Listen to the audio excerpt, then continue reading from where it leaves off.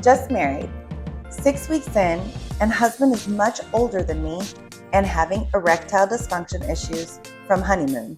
Can't seem to please me sexually. How do we handle this? Medically, we've seen doctors already, so how do we deal with this biblically? This is the Road to Happiness podcast. We're your hosts, Josh and Cassie Spurlock, and today we're answering your questions that you submitted.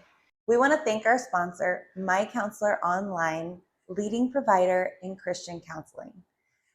When I read this asking for a friend question, I just immediately had a lot of empathy for how it must feel for both the wife and the husband in this situation. Like, I can remember being a new bride and things feeling so new and things being unexpected, things being so different than I thought they would be, challenges that I was scared I might have that came true. And I just want to give hope. Like, there is hope. It can be good. God has this beautiful picture and this exciting journey in mind for you for this. And I'm going to kick it over to our resident therapist to talk about the nitty gritty of that.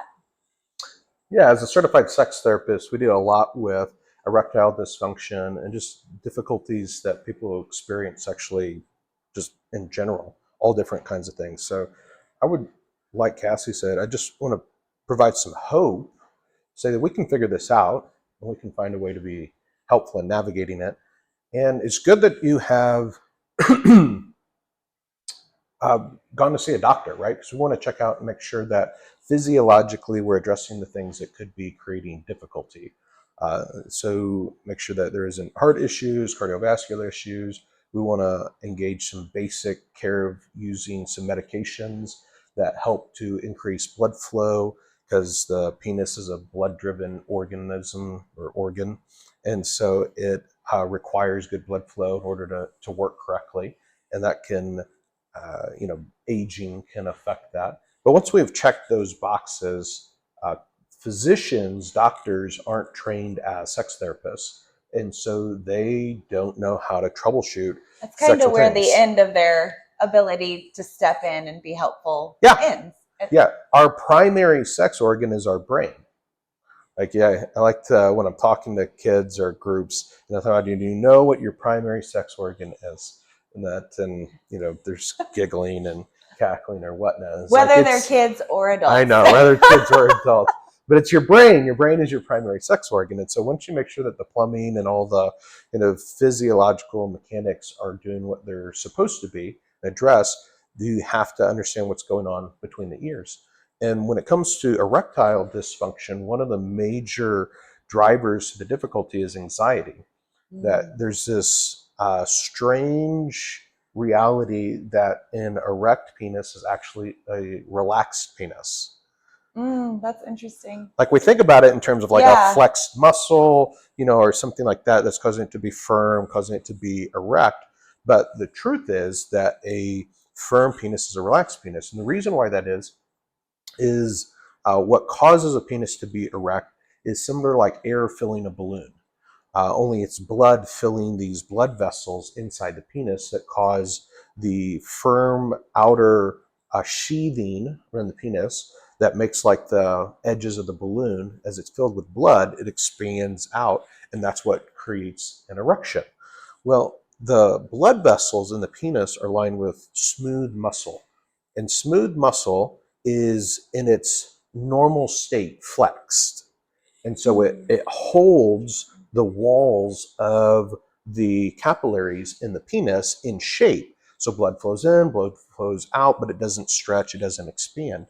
And what happens when you have an erection is there are hormones released and signals from the nervous system that cause kind of valves to shut off so that the blood flow out of the penis is restricted, and the capillaries in the penis relax, allowing them to expand and engorge or fill with blood.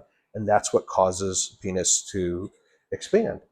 But, just like the muscles in your neck or your shoulder get tense when you're stressed, when you're anxious, because of the cortisol and the other kind of stress hormones that cause muscle tension, there's a similar effect with the penis, and the smooth muscle can't relax. And so if the smooth muscle can't relax, it can't engorge with blood, and you don't get an erection. And so there becomes a self-fulfilling prophecy where we are anxious that we can't get an erection or that it's not going to go well. And so that angst and that fear actually creates hormones in our body that prevent us from being able to get an erection. Well, they work against it. Right. And so it becomes a self-fulfilling prophecy that takes place. And so we get what's called anticipatory anxiety, that we anticipate that we're going to have difficulties achieving or maintaining an orgasm. And that anticipatory anxiety then actually causes us to not be able to achieve an orgasm. Merciful, what do we do about that? I know, right? It's complicated. And so when the plumbing's all working and we know blood flow is good, we know there's not some physiological or nerve damage type issues or something like that that's causing it, which in part, if we're getting morning erections, things like that, or in different contexts, maybe if we are imagining being intimate with our spouse apart from our spouse, that we're able to achieve an erection.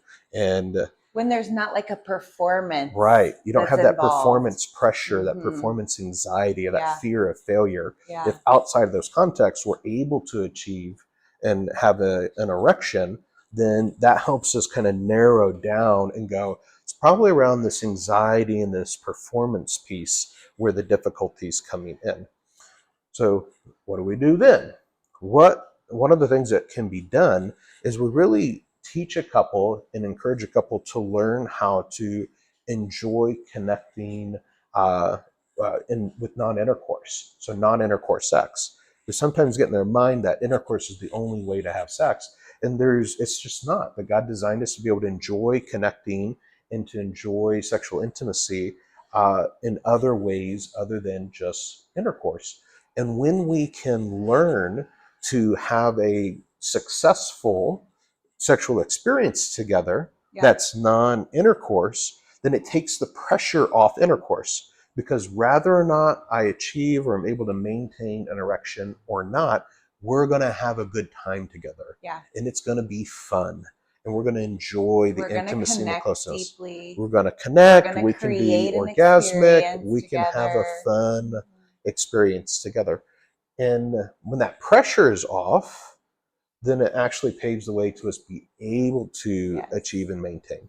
And so we just, as a sex therapist, one of the protocols, one of the approaches that we use in treating erectile dysfunction is just say, hey, we're going to have some sexual experiences together and we're not going to have intercourse. Or we're just going to take it off the table altogether. It's not like, but actually maybe we're trying to build towards it. It's like, just absolutely a no, so that we are not stressed about it. It's not reverse psychology. Sometimes couples come in like, oh, I see what you're doing. It's a little reverse psychology. And it's like, no, it's not actually reverse psychology. Like, I actually don't want you to try to have intercourse in that, because I don't want to keep repeating the pattern.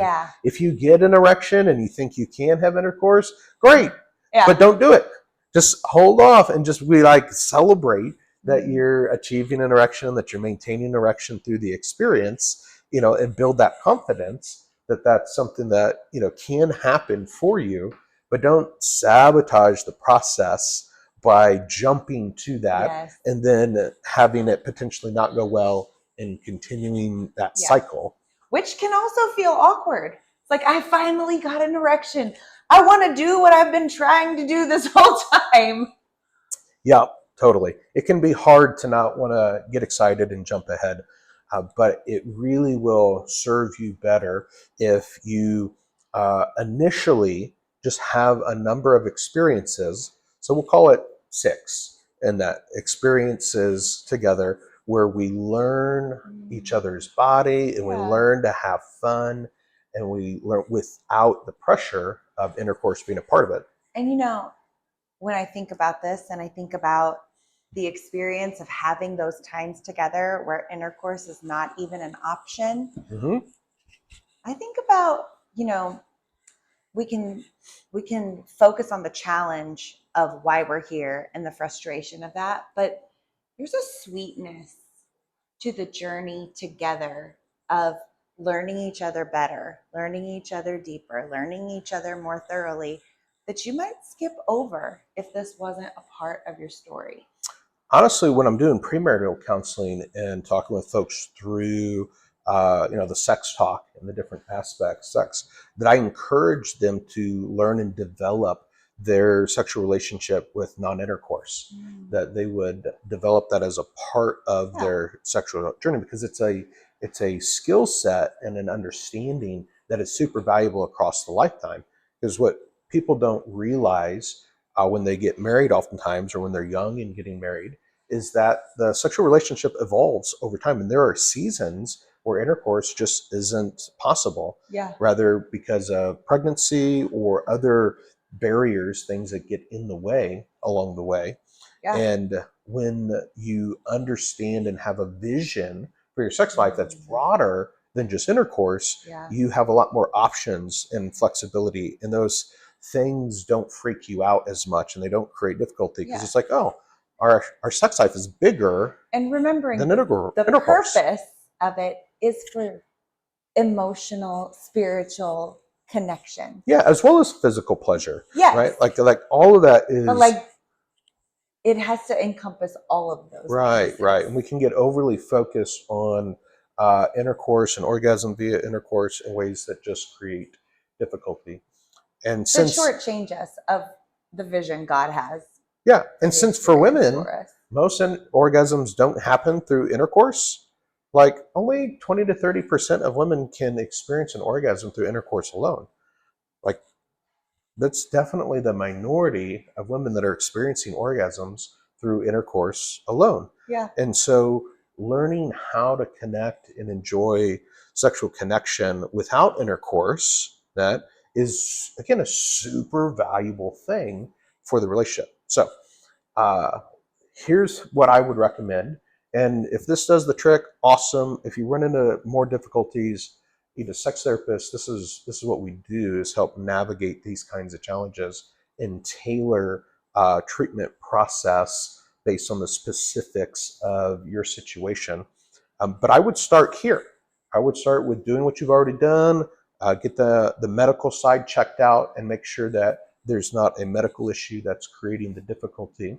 And then I would learn and work on learning how to really enjoy our sex life together in a non-intercourse sexual connection, and gain confidence that we can have a really cool and fun dynamic, even if this never resolved. There'd be something to grieve there and have sadness around, but it doesn't mean you can't have a really satisfying and enjoyable sex life together. And so when you can come to terms with that and develop a really fun non-intercourse sex life, then the pressure's off. And I want to caveat that, like, don't come to that conclusion on your own without also getting somebody who's a professional on your team to help you work and walk through that journey. Right. Both the grieving of that journey, but also just the blind spots of that journey. And hey, have you thought of this? Have you tried this? Have you done this? Maybe this is related to this. You don't know what you don't know. Yeah. And sometimes you can believe that you've tried everything. Yes. Because you've tried everything you know. Right. Because you've tried everything you know. But that doesn't mean that you've tried everything. Yeah. And that, the people that work in this space day in and day out, they may have some ideas that can be of help to you. So, yeah. Thanks for writing in the question. Yeah. You're not by far the only person that's navigating these kinds of challenges. Like, everybody at one point or another in their journey has to navigate these things. It's just a normal part of aging and body transition, and different people at different ages for different reasons are navigating these challenges. Some very young, and some very old, but it's just a normal thing. And lots of people have been able to figure out how to continue having a really meaningful and desirable, fun, pleasureful sexual relationship all the way until we die. And I say, when one of you dies, you should stop having sex. I just, got to put that out there. God designed us to be able to really enjoy connecting sexually until one of us dies, but it gets really creepy if you keep having sex after. You get the idea. Keep you that understand. in mind. That's like a hard stop for. On that note, thanks for hanging out with us. And thanks for submitting your questions. It's fun to learn together. It's fun to keep growing. Yeah. That's what we're all about here on the Road to Happiness podcast, is helping you be able to grow and develop and mature into true happiness and enjoy the abundant life that God's designed you for. So join us again here soon, and we'll see you then.